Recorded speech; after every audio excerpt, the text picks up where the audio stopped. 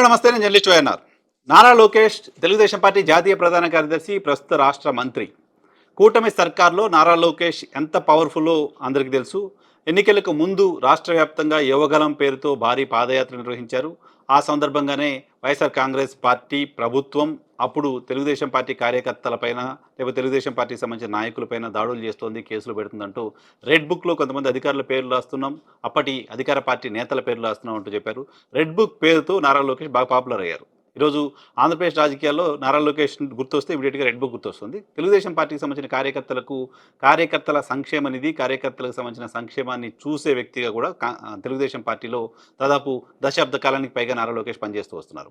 So Nara లోకేష్ని పార్టీలో number 2 పొజిషన్లోకి తీసుకొస్తారంటూ నిన్న మొన్న వార్తలు వచ్చాయి. దీనికంటే ముందు ఒక 2-3 నెలల ముందు ఆయన్ను డిప్యూటీ సీఎం చేయబోతున్నారు లాంటి ప్రచారం చాలా విస్తృతంగా జరిగింది. ఈ ప్రచారం తెలుగుదేశం పార్టీ మీడియాలో జరిగింది.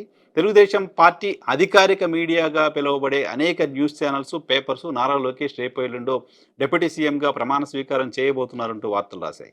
నారా లోకేష్ డిప్యూటీ సీఎం కాబోతున్నారు, ఇక వైసీపీ సంగతి తేల్చబోతున్నారు అంటూ, నారా లోకేష్ డిప్యూటీ సీఎం కాబోతున్నారు, నారా లోకేష్ యుగం ఇక ప్రారంభం కాబోతుంది అంటూ రకరకాల ఎలివేషన్స్ తెలుగుదేశం పార్టీ మీడియాలో చూశాం.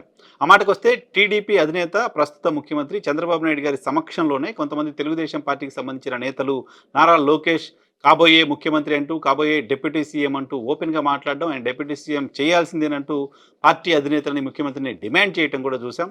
దావోస్ వేదికగా ఓ మంత్రి డిప్యూటీ సీఎం కాబోతున్నారు నారా లోకేష్ అంటూ మాట్లాడడం కూడా చూసాం.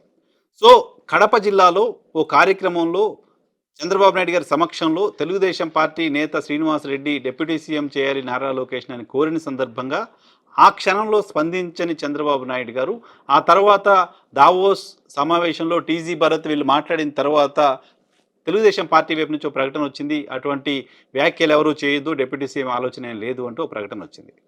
సో ఆల్మోస్ట్ తెలుగుదేశం పార్టీకి సంబంధించిన నాయకత్వం ప్రిపేర్ అయిపోయింది డిప్యూటీ సీఎం చేయడానికి అని అనుకున్న తర్వాత చంద్రబాబు నాయుడు గారు కూడా ఆయన సమక్షంలోనే వచ్చిన డిమాండ్ని కనీసం ఆ సమయంలో ఖండించకుండా రోజులు గడిచిన తరువాత, దావోస్ వేదికగా టీజీ భరత్ మాట్లాడిన తరువాత ఎందుకో సడన్గా ప్రకటన వచ్చింది, ఆయన డిప్యూటీ సీఎం అంశం పక్కకి వెళ్ళిపోయింది.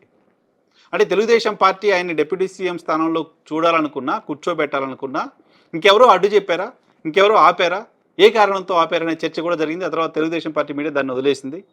రేపో మాపో ఆయనకు పట్టాభిషేకం జరగబోతుంది అంటూ ప్రచారం కూడా జరిగింది. ఇన్ఫ్యాక్ట్ నేను కూడా జర్నలిస్ట్ వైఎన్ఆర్ ఛానల్ ద్వారా నాకున్న సోర్స్ ద్వారా తెలుగుదేశం పార్టీలో చంద్రబాబు నాయుడు గారి తర్వాత స్థానంలో నారా లోకేష్ ఉన్నారు, ఆయన్ని డిప్యూటీ సీఎం చేయబోతున్నారు, లేకపోతే పార్టీ వర్కింగ్ ప్రెసిడెంట్ చేయబోతున్నారు అంటూ 3 నెలల క్రితమే నేను వీడియో చేశాను. సో అప్పటికున్న సమాచారం అది, అప్పటి వరకు జరిగిన ప్రచారం అది, అప్పటికి మనకున్న ఇన్ఫర్మేషన్ అది. సో తాజాగా మహానాడు ప్రారంభమైన తర్వాత ఆయన్ని పార్టీ వర్కింగ్ ప్రెసిడెంట్ చేస్తారంటూ ప్రచారం జరిగింది. పార్టీ వర్కింగ్ ప్రెసిడెంట్ చేస్తారనే ప్రచారం కూడా తెలుగుదేశం పార్టీ అధికారిక మీడియాలో, తెలుగుదేశం పార్టీకి సంబంధించిన ప్రింట్ మీడియాలో, తెలుగుదేశం పార్టీకి సంబంధించిన ఎలక్ట్రానిక్ మీడియాలో, తెలుగుదేశం పార్టీకి సంబంధించిన సోషల్ మీడియాలో విస్తృతంగా ప్రచారం జరిగింది. చాలా జిల్లాల్లో జరిగిన మహానాడులో నారా లోకేష్ని వర్కింగ్ ప్రెసిడెంట్ చేయాలి అంటూ చాలామంది నేతలు మాట్లాడడం కూడా చూసాం. ఈవెన్ సెకండ్ డే సమావేశం జరుగుతున్న సందర్భంగా ధూళిపాల నరేంద్ర, తెలుగుదేశం పార్టీకి సంబంధించిన ముఖ్య నేత, సీనియర్ నేత, ఆయన నారా లోకేష్ని వర్కింగ్ ప్రెసిడెంట్ చేయండి అంటూ వేదిక మీద మాట్లాడారు. మరికొంతమంది నేతలు కూడా అదే ప్రస్తావన చేస్తూ వచ్చారు. సో ఇవన్నీ చేసిన తర్వాత, జరుగుతున్న పరిణామాలను చూసిన తర్వాత నారా లోకేష్ని తెలుగుదేశం పార్టీ వర్కింగ్ ప్రెసిడెంట్గా చేయడం చాలా లాంఛనమేనని అందరూ అనుకున్నారు. కానీ మహానాడు ముగిసింది. మహానాడు ముగిసినప్పటికీ నారా లోకేష్ వర్కింగ్ ప్రెసిడెంట్ మాత్రం కాలేదు. డిప్యూటీ సీఎం అంశానికి సంబంధించి ఎంత పెద్ద స్థాయిలో ప్రచారం జరిగిందో, ఆ తర్వాత ఆ ప్రచారం పక్కకి వెళ్ళిపోయిందో, వర్కింగ్ ప్రెసిడెంట్ అంశానికి సంబంధించి కూడా అదే స్థాయిలో ప్రచారం జరిగింది. ప్రస్తుతం అంశం పక్కకి వెళ్ళిపోయినట్టు కనపడుతోంది. నిజానికి ఆయన వర్కింగ్ ప్రెసిడెంట్ చేసుంటే ఈ మహానాడులోనే ఆ ప్రకటన చేసి ఉండాలి. నారా లోకేష్ని వర్కింగ్ ప్రెసిడెంట్ చేయడానికి సంబంధించి వ్యతిరేకత పార్టీలో ఉంటుందని నేను అనుకోను. పార్టీలో ఆయనకు ఆ పొజిషన్ ఇస్తా అంటే అభ్యంతరం చెప్పే వాళ్ళు ఎవరు ఉంటారని కూడా నేను అనుకోను. అశోక్ గజపతిరాజు గారు లాంటి సీనియర్ నాయకులు కూడా నెక్స్ట్ భవిష్యత్తు లోకేష్కి నాయకత్వంలో తెలుగుదేశం పార్టీ బలోపేతం అవుతుంది అంటూ మాట్లాడారు. ఆయన కూడా మద్దతు తెలిపారు. అంతకంటే సీనియర్ నేతలు ఇంకెవరు తెలుగుదేశం పార్టీలో కనబడరు. బుచ్చయ్య చౌదరి లాంటి వాళ్ళు, యనమల రామకృష్ణ లాంటి వాళ్ళు కూడా నారా లోకేష్, యనమల రామకృష్ణ మాట్లాడిన మాటల్లో ఎక్కడ కనపడలేదు, కానీ బుచ్చయ్య చౌదరి లాంటి వాళ్ళు నారా లోకేష్ని ఆకాశానికి ఎత్తు మాట్లాడడం చూసాం. అశోక్ గజపతిరాజు మాట్లాడడం చూసాం. ఫస్ట్ జనరేషన్ చంద్రబాబు నాయుడు గారితో ఈక్వల్ జనరేషన్ నాయకులు వాళ్ళంతా. సో వాళ్ళంతా కూడా యాక్సెప్ట్ చేసి ఆయనకు నాయకత్వాన్ని ఇస్తారు తరహా మాటలు మాట్లాడిన తర్వాత కూడా వర్కింగ్ ప్రెసిడెంట్ పదవి నారా లోకేష్కి రాకపోవడం వెనక ఏం జరుగుతోంది? సరే, డిప్యూటీ సీఎం అంటే కూటమిలో 3 పార్టీలు ఇంకెవరైనా అభ్యంతరం వ్యక్తం చేశారా, ఇంకేదో కారణం అనుకోవచ్చు.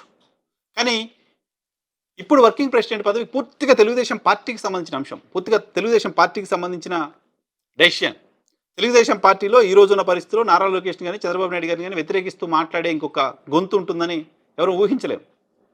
అటువంటి సందర్భంలో ఎందుకు ఆగింది? ఇది బయట జరిగిన ప్రచారం కాదు. తెలుగుదేశం పార్టీ వైపు నుంచే జరిగిన ప్రచారం. తెలుగుదేశం పార్టీ వైపు నుంచి తెలుగుదేశం పార్టీ నాయకులు మాట్లాడారు. తెలుగుదేశం పార్టీ మీడియా మాట్లాడింది. ఇంత హైప్ క్రియేట్ చేసి రోజు సాయంత్రం మహానాడు ప్రారంభమైన దగ్గర నుంచి సాయంత్రానికి రోజు తెలుగుదేశం పార్టీ ఛానల్స్‌లో లోకేష్ వచ్చేస్తున్నాడు. లోకేష్‌కి పట్టాభిషేకం జరగబోతుంది. ఈ ఈ తరహా వ్యాఖ్యలు, ఈ తరహా డిబేట్‌లు చూసాం. సడెన్‌గా ఈరోజు ప్రకటన లేదు.